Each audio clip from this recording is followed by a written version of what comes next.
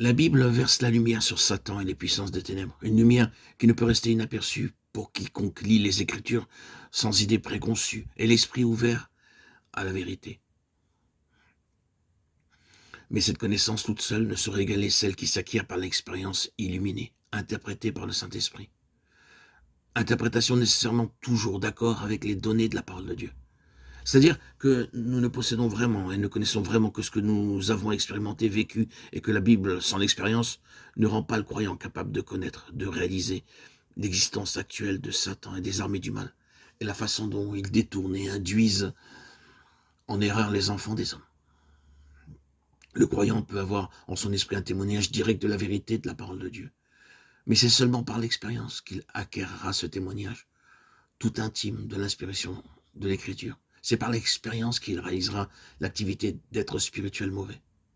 S'il ne connaît pas l'ennemi, l'enfant de Dieu peut fort bien croire qu'il combat pour la vérité, quand il combat contre la vérité, et travailler pour les esprits mauvais, en secondant leurs actions, quand il croit seconder l'activité divine et la servir. Car s'il croit que telle œuvre est voulue de Dieu, il la soutiendra de toute son influence et de tout son pouvoir. Par une ignorance, un homme peut donc s'élever contre Dieu, s'opposer à lui, attaquer la vérité et soutenir le diable, d'où la nécessité de la connaissance. Si tout ce que la Bible renferme sur le sujet des êtres surnaturels mauvais pouvait être traité dans ce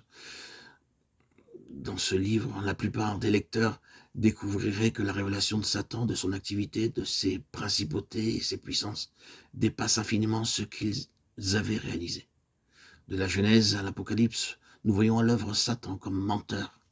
Il entraîne la race humaine toujours plus loin de Dieu dans le péché et l'erreur, jusqu'à ce qu'enfin la mesure déborde, que le comble de la méchanceté soit atteint, et que tous les résultats de la tentation et de la chute au jardin d'Éden soient manifestés selon que la chose nous est révélée au livre de l'Apocalypse.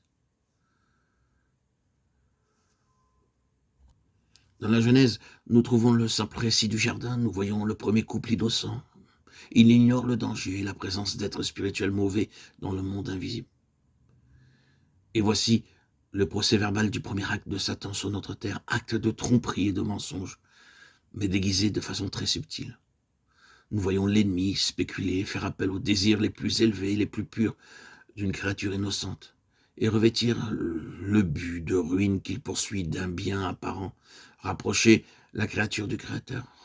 Nous le voyons s'armer du désir qui pousse Ève vers Dieu pour l'éloigner de Dieu et faire d'elle sa captive. Nous le voyons enfin se servir du bien pour amener le mal et suggérer le mal comme moyen d'obtenir un bien supposé.